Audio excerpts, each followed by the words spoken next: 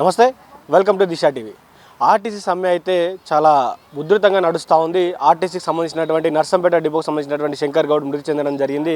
నిన్న పెట్రోల్ పట్టుకొని కాల్చుకున్నటువంటి వ్యక్తి నిన్న సాయంత్రానికి కర్మన్ఘడ్ యశోద తరలిస్తుండగా కర్మన్ఘడ్ దారి మధ్యలోనే అక్కడ చనిపోవడం జరిగింది.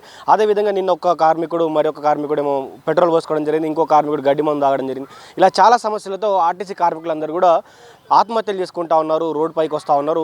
గతంలో కూడా చాలాసార్లు సమ్మెలు చేశారు. గత ప్రభుత్వం ఉన్నప్పుడు 56 రోజులు సమ్మె చేశారు, అప్పుడు కూడా ఎలాంటి ఫలితం రాలేదు. ఈ ప్రభుత్వం వచ్చిన తర్వాత వాళ్ళు చాలా టైం ఇచ్చారు. ఇప్పుడు కూడా సమ్మె మొదలుపెట్టిన తర్వాత కూడా ప్రభుత్వాలు ఏం స్పందించేటువంటి పరిస్థితి. చాలా సమస్యలు ఉన్నాయి. మాట్లాడదాం. మనతో పాటు ఓయి శంకర్ గారు ఉన్నారు, ఉద్యమ నాయకులు, ఓయిలో చాలా కీలకంగా పనిచేసినటువంటి వ్యక్తి. ఆయనతో మాట్లాడలేదు. అన్న చెప్పండి, ఎట్లా చూస్తారు? గతంలో కూడా చాలాసార్లు వాళ్ళు తెరపైకి రావడం జరిగింది, ఉద్యమాలు చేయడం జరిగింది, ఇప్పుడు కూడా చేస్తూ ఉన్నారు. ఆర్టీసీ కార్మికులకు న్యాయం జరిగేది ఎలా? ఏదైతే సంఘాలుగా ఆర్టీసీ ఉద్యోగులుగా వాళ్ళ డిమాండ్స్ ఏవైతే ఉన్నాయో ఆ డిమాండ్స్ ప్రభుత్వం ముంగట పెడితే ప్రభుత్వం సాధ్యాసాధ్యాల మేరకు ఆ డిమాండ్స్ని అనేది అంగీకరించాలి. మేము ఇది మన విద్యార్థిగా, నిరుద్యోగిగా, కాబోయే ఉద్యోగిగా సంపూర్ణ మేము మద్దతు చేస్తున్నాం. ఎందుకు అంటే వాళ్ళు డిమాండ్ చేయడం, వాళ్ళ హక్కుల కోసం డిమాండ్ చేయడం అనేది వాళ్ళ బాధ్యత. అది వాళ్ళ హక్కుని సాధించుకోవడంలో అంటే ఉద్యమం అనేది రకరకాలుగా ఉండొచ్చు, కానీ అది ఆత్మహత్యలకు పురికొల్పే విధంగా లేకపోతే జీవితకాలం నువ్వు అంటే దాంతో బతికే విధంగా జీవోత్సవంలో బతికే రూపకంగా ఉండదు. ఇలా మేము పోరాటాలు చేసినాం, తెలంగాణ సాధించుకున్నాం. మీరు మాతోటి మగమైకమై పోరాటం చేసినారు, బంధుకు పిలుపునిస్తే బంధులో పాల్గొన్నారు. సో మేమేమంటున్నాం అంటే మీరు ఆత్మహత్యల ద్వారా కాదు, మీరు ఆత్మహత్యలు చేసుకొని క్షణికావేశానికి పోయి ఆత్మహత్యలు చేసుకొని మీరు మీ కుటుంబాలని రోడ్డున పడే పరిస్థితి తీసుకురాకండి. మేము దయచేసి ఏమంటున్నాం అంటే మీ ఏదైతే ఆర్టీసీ సమ్మెకు మేము మద్దతు చేస్తాం, అందరం తెలంగాణలో ఉన్న సమాజం అంతా మీ న్యాయబద్ధమైన డిమాండ్లు నెరవేర్చేందుకు మేమందరం వెనుకుంటాం. కానీ దయచేసి ఎవరు కానీ ఆత్మహత్యలు చేసుకోకుండ్రి, గవర్నమెంట్ మీద డిమాండ్ పెట్టుండ్రి. బరాబరి నేనేమంటున్నా, ఈ దేశంలో ఆర్టికల్ 19 ప్రకారం ఎవడైనా సంఘం పెట్టుకోవచ్చు, ఆ సంఘం ప్రకారం పనులు చేసుకోవచ్చు. వాక్ స్వాతంత్రం ఆ ఆర్టికల్ 19 ప్రకారం ఉంది మనకు. ఉన్నప్పుడు అసలు సంఘాలను నిషేధించడం ఏంది? కేసీఆర్ ప్రభుత్వం అంటే అది నిరంకుశత ప్రభుత్వం, దొరల ప్రభుత్వం. కానీ మరి నీకేమైంది? ప్రజా ప్రభుత్వం కదా. సంఘాలని వాళ్ళ వేతన సవరణని ఇవన్నీ డిమాండ్స్ ఉన్నాయి కదా. రాజకీయ నాయకుడే పొడిచి పడేస్తాడా? అంత పోటు కాడా రాజకీయ నాయకుడు? 10 మంది లిస్ట్ ఉంటుంది కావచ్చు, అందులో కనీసం నువ్వు 50 అన్న ఆమోదించేవి ఉంటాయి కదా. మరి ప్రభుత్వం ఎందుకు మొండిపోతుంది? మొండికోకుండా నువ్వు ఏం చేస్తావో అది చేయి. గత ప్రభుత్వం కూడా ఇట్లనే నిరంకుశత్వ ధోరణితోటి పోయినరు, కానీ అప్పుడు చేసిన ఉద్యమంలో కొంత లోటుపాట్లు ఉన్నాయి కాబట్టి ఇప్పుడు చేసే ఉద్యమానికి అప్పుడు మద్దతు ఇచ్చినాం, ఇప్పుడు మద్దతు ఇస్తున్నాం.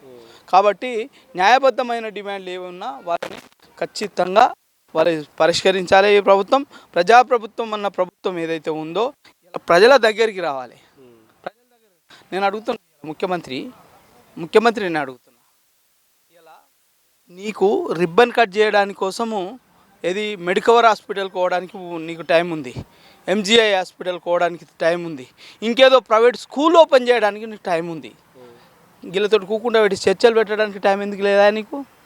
ఎందుకు లేదని అడుగుతున్నా నేను. అంటే అవి వాటిలో పెట్టుబడులు మీ ఏమన్నా ఉన్నాయా? పెట్టుబడులు ఉన్నాయా మీ ఏమన్నా? అందుకే కటింగ్ చేయనీకి పోయినావా? మరి ఇది ప్రజల సమస్య కదా, కార్మికుల సమస్య కదా. వాళ్ళ కార్మికుల సమస్యను కూకుండా పెట్టుకొని మాట్లాడితే ఏం పోతుంది? సరే, కార్మిక శాఖ మంత్రి మాట్లాడిండు, వైఫల్యం చెందింది అనుకుందాం.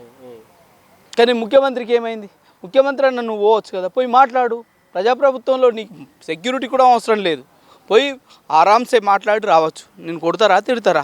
మేము ఎన్నుకున్నాం కదా. ఎందుకు మీకు అంత భయం? అయితే గతంలో టీఆర్ఎస్ ప్రభుత్వం ఉన్నప్పుడు మాకు ఎలాంటి న్యాయం జరగలేదు, మేము సమ్మెలు చేసినా కూడా ప్రభుత్వం పట్టించుకున్నటువంటి పరిస్థితి. ఇప్పుడు ఈ ప్రభుత్వం వచ్చిన తర్వాత మమ్మల్ని ఏదో పట్టించుకుంటుందని మేము గెలిపించుకున్నామని కూడా వాళ్ళు గత 2 సంవత్సరాలుగా చెప్తా ఉన్నారు. ఆర్టీసీ కలవడం జరిగింది, పొన్నం ప్రభాకర్ని కలవడం జరిగింది, చాలాసార్లు విన్నపించుకున్నా. వీళ్ళు పట్టించుకోకపోవడం వల్ల ఇవాళ ఈ ప్రాణం కోల్పోయిందంటే ఏమంటారు? ఆనాటి ప్రభుత్వం ప్రజాప్రభుత్వంలో ప్రజల దగ్గరకు పాలన కదా, ప్రభుత్వం దగ్గరకు పాలన. అప్పుడు ఆ దొర అట్లా చేసిండు, మరి ఈ దొర ఇట్లా చేస్తాడేమన్నా? చేస్తాడా? చేయొద్దు కదా. ఇలా ప్రజాపాలన కూకుండు ఇవాళ మేము వింటున్నాం కదా. ఇలా ఆర్థిక పరిస్థితి దిగజారిపోయింది. 8 లక్షల కోట్ల అప్పు చేసి పెట్టిపోయిండు. తలకు మించిన భారంగా ఉంది, కొంచెం ఓపిక పట్టుండని రిక్వెస్ట్ చేస్తే ఈ రేవంత్ రెడ్డి మాట మేము వింటున్నాం కదా. విన్నప్పుడు ఉద్యోగులు విన్నారా? వింటారు కదా. నువ్వు బకాయిలు ఆడబెట్టి పైసలు లేవు దశల వారికి ఇస్తా అంటే వింటున్నాం కదా. వింటున్నప్పుడు నువ్వు ఎందుకు ఆర్టీసీ కార్మికుల దగ్గరికి పోవు? ఆర్టీసీ యాజమాన్యాలతోటి ఎందుకు కూర్చోవు? తలకు మించిన డిమాండ్స్ అయితే అడుగుతలేరు కదా. అడగనప్పుడు ఎందుకు వాళ్ళ మరణాలకు కారణమవుతుండ్రు? ఒకరోజు 2 రోజుల్లో క్లోజ్ కావాలి కదా సమ్మె, ప్రజాపాలన అయితే. మరి ఏమైంది? ఎందుకు వస్తలేవు? ఏం ఇంపార్టెంట్ మీటింగ్లు ఉన్నాయని అడుగుతున్నా ఈ ముఖ్యమంత్రిని. ఇలా 50 వేల మంది కార్మికులకు సంబంధించిన ఇష్యూ నడుస్తుంది. ఇలా వాళ్ళకంటే గొప్ప అయితే కాదు కదా నీకు. 1 గంట సమయం నువ్వు వెచ్చించలేవా? లేదు నీ ప్రగతి భవన్కో, ఆ పాడుబడ్డ ప్రగతి భవన్కో, లేకపోతే ఇంకా మూతపడ్డ సెక్రటేరియట్కో పిలిపించుకో ఓపెన్లు చేసి, గేట్లు ఓపెన్ చేసి పిలిపించుకోండి. అరే ఇదేకడా రాచకమయ్యా అని అమ్మ. ప్రజల వద్దకు పాలన అంటే మన పతారంతా మూత పెట్టేవాడి తిరిగి. అంటే ఇప్పుడు నిజంగా ఇప్పటికిప్పుడు చూసుకుంటే నిజంగా శంకర్ గౌడ్ గారి ఒక ఏదైతే మృతదేహం ఉందో దాంతో చుట్టూ రాజకీయాలు జరుగుతున్నాయి అంటే ఏమంటారు? ఎందుకంటే ఇప్పటికి కూడా మృతదేహం నర్సంపేటకు పోయినటువంటి పరిస్థితి కనిపిస్తూ ఉంది. అవును, రకరకాల రాజకీయ పార్టీలు ఉన్నాయి కాబట్టి, రకరకాల రాజకీయ పార్టీలకు చెందిన సంఘాలు ఉన్నాయి కాబట్టి రాజకీయం నడుస్తుంది, కామన్. అది కామన్. కానీ నేను పాలకపక్షంలో ఉన్న ప్రభుత్వం ఏం చేస్తుందని అడుగుతున్నాను నేను.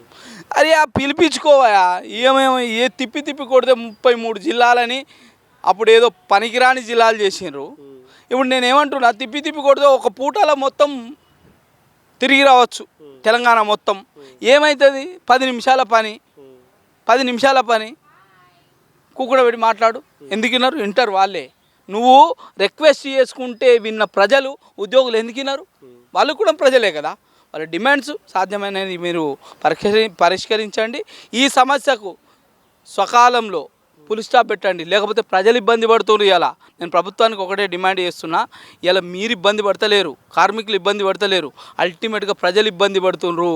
కార్మికులతో పాటు ప్రజలు మమేకం అయితే మళ్ళీ మీకు పుటగతులు ఉన్నాయి. ఇది మాత్రం గుర్తుపెట్టుకోరు. ఇప్పుడు కార్మికులు చేస్తున్నటువంటి డిమాండ్ ఏంటంటే, ఏదైతే శంకర్ గౌడ్ కుటుంబానికి ప్రకటించినటువంటి ఎక్స్గ్రీషియా కాదు, ఇక్కడ ఉన్నటువంటి కార్మికుల సమస్యలు అందరూ తీర్చాలి. లేకపోతే అందరూ కూడా శంకర్ గౌడ్ లాగా చనిపోయే పరిస్థితులు ఉన్నాయి కాబట్టి అందరూ కూడా ఫస్ట్ మాకు సమస్యలు నెరవేర్చాలని వాడు అడుగుతా ఉన్నారు. కానీ మేము సమ్మె విరమించడం కూడా వారు అల్టిమేటం జారీ చేస్తూ ఉన్నారు. దీన్ని ఎట్లా? నేనేమంటున్నా, ఉద్యోగ సంఘాలు కూడా ఆ కార్మిక సంఘాలు కూడా నేనేమంటున్నా, ప్రభుత్వం దగ్గర ఉన్న సాధ్యాలను కూడా మీ డిమాండ్లను తప్పు పట్టట్లేదు. కాబట్టి ప్రభుత్వం దగ్గర ఉన్న పరిస్థితులు మీకు ఏవైతే ఉన్నాయో వాటిని కూడా మీరు గమనించి మధ్య మార్గంగా క్లోజ్ చేసుకోవాల్సిన అవసరం ఉంది. ఈ వ్యవస్థని గతంలోనూ అంటే ఈ గడిచిన 70-80 ఏళ్ళుగా వ్యవస్థను అంతా కూలగొట్టిండ్రు, కుళ్ళు చేసిండ్రు. ఇదంతా ఒక దగ్గరికి సమీకరించాలంటే ఆ బ్రహ్మదేవుడు దిగినా రాదు. కానీ కొంతనైనా సంస్కరించుకోవడానికి అవకాశం ఉంది. కాబట్టి ప్రభుత్వం దగ్గర మీ డిమాండ్లు పెట్టండి. ఆ డిమాండ్లు సానుకూలంగా పరిష్కరించుకునే విధంగా మీరు పనిచేస్తే మంచిది. అటు కార్మికులకు, ఇటు ప్రభుత్వానికి, అటు ప్రజలకు అందరికీ మంచిది. కాబట్టి ఈ భేషజాలకు పోయి ప్రాణాలు నేను ఒకటే చెప్తున్నా. ఇవాళ మేము చాలామంది తెలంగాణ ఉద్యమంలో తెలంగాణ వస్తలేదు, లేకపోతే మీ అరే నీ పుట్టుకే ఎట్లాంటిది గుర్తుపెట్టుకో. ఇవాళ నేను సంఘ నాయకులకు కానీ, విద్యార్థులకు కానీ, నిరుద్యోగులకు కానీ నేనేం చెప్తున్నా అంటే, నీ తల్లి నిన్ను కనేటప్పుడే తను బతుకుతుందో సస్తుందో తెలియకుండానే తను నీకు జీవం ఇస్తుంది. అట్లాంటి తల్లి ఆశలను, ఆకాంక్షలను ఊరికే జీతం ఇస్తలేరని అరే పోరాటం చేయి. తెలంగాణ ఉద్యమం ఇదే నేర్పిందా? పోరాటాన్ని కదా నేర్పింది. ఊరికే మీ మీ మీ జీవితాన్ని, మీ ప్రాణాన్ని ఊరికే బలి ఎందుకు ఇస్తారు? బలి ఇవ్వద్దు కదా. అరే పోరాటం చేయి, పరిగిసి కొట్లాడు. అంటే నువ్వు డైలీ లేబర్ కంటే హీనమైతే కాదు కదా నువ్వు. ఇవ్వాలా నీకు ఇంతో కొంత జీతం వచ్చింది, సౌకర్యవంతమైన జీవితం ఉంది, ఉండగా కూడా నీకు జీతం వస్తలేదని నువ్వు చచ్చిపోతే నీదేం పోరాట స్ఫూర్తి? పోరాటం అంటే బరిగిసి కొట్లాడాలి. కొట్లాటలో నీ డిమాండ్ నెరవేర్చుకోవాలి. నువ్వు ఇంకోరికి మార్గదర్శకం కావాలి. జీతం ఇస్తలేరని చచ్చిపోవడేందా? తెలంగాణ మా వాళ్ళు కూడా చాలామందికి చెప్పినాం, మేము చాలామందికి లైవ్లో చూపెట్టినాం పోరాటం ఎట్లా చేయాలని. అట్లా ఊరికే చచ్చిపోతే నీ ప్రాణానికి నీ జీవితానికి ఉన్న విలువేంది? నీ కుటుంబాన్ని రోడ్డు పాలు చేసి నువ్వు చచ్చిపోవడం ఏంది? మేము ఉన్నాం భయ్ నీకు మద్దతు, నువ్వు కొట్లాడు బరిగీసి. 10 రోజులు కొట్లాడతావా, 20 రోజులు కొట్లాడతావా, 6 నెలలు కొట్లాడతావా, ఏడాది కొట్లాడతావా, కొట్లాడు, నీకు మద్దతు చేస్తాం. మేము ఇబ్బంది పడ్డా నీకు మద్దతు చేస్తాం. కానీ ఊరికే పానాన్ని పనంగా పెట్టి ఊరికే ఏదో జీతం వస్తలేదని అగ్గిపుల్ల గీక్కొని పెట్రోల్ పోసుకొని చచ్చిపోతే ఏమొస్తుంది? వస్తుంది, ఏం రాదు కదా. నువ్వేనాక నీ కుటుంబం రోడ్ల పడుతుంది. దయచేసి మీరు అట్లాంటి సంఘటనలకు కానీ అట్లాంటి కార్యక్రమాలకు కానీ మీరు ఊతం ఇవ్వకండి. ఊతం ఇచ్చి మీరు ఇట్లా చేస్తే కనీసం మా మద్దతు కూడా ఉండదని మీకైతే మేము విజ్ఞప్తి చేస్తున్నాం. ఇట్లాంటి కార్యక్రమాలు చేయకుండా, ఇట్లాంటి మార్గదర్శకం కాదు, మంచిది కాదు. బార్డర్ సైనికులకు కొట్లాడుండ్రి, మీతోటి కలిసి మేము కొట్లాడడానికి సిద్ధంగా ఉన్నాం. ఇది శంకర్ గారు చెప్తున్నటువంటి మాట. ఏదైతే నిన్న చనిపోయినటువంటి వ్యక్తి ఎవరున్నా ఇప్పుడు ఫ్యూచర్లో కూడా ఎవరు చనిపోకూడదు, మీరు కొట్లాడండి, మీతో పాటు మేము ఉంటాము. నిజంగానే ఆర్టిస్టులు కొన్ని రాజకీయాల వల్లే ఆర్టిస్ట్ ఇలా భ్రష్టు పట్టిపోయింది. ఆ రాజకీయ నాయకులం కాకుండా ఆర్టిస్టులు ఎవరైతే నిష్ణాతులు ఉన్నారో, ఎవరైతే చాలా ఎక్స్పీరియన్స్ గల వాళ్ళు ఆర్టిస్ట్ని బాగు చేయడంలో మేము మా పాత్ర పోషించగలం అనుకునే వాళ్ళని ఆర్టిస్ట్ సంబంధించినటువంటి శాఖల్లో వాళ్ళు నియమించాలి. ఈ సంఘాలకు కొట్లాడేటువంటి అవకాశాలు ఇవ్వాలి, వారి యొక్క డిమాండ్లను నెరవేర్చాలని కూడా ఓయి శంకర్ గారు ఇక్కడ నుంచి వారు పిలుపునివ్వడం జరిగింది. కాబట్టి కార్మికులందరూ కూడా ఎవరు తమ ప్రాణాలను కోల్పోకూడదు, తమ ప్రాణాలను పనంగా పెట్టి ఉద్యమం చేయకూడదు, బరిగిసి కొట్లాడని వారు పిలుపునిచ్చారు. కాబట్టి చూద్దాం రేపు మాకు ఇప్పుడు సెక్రటేరియట్లో మరి పిలుపునిస్తారా, మరి పిలుపునిచ్చిన తర్వాత మరి సెక్రటేరియట్లో చర్చలు జరుగుతాయా, ఏం మాట్లాడతారని కూడా వేచి చూద్దాం. చూస్తూనే ఉండండి దిశ టీవీ. నేను మీ journalist Srikanth with video journalist Vamshi from Osmania University, Hyderabad.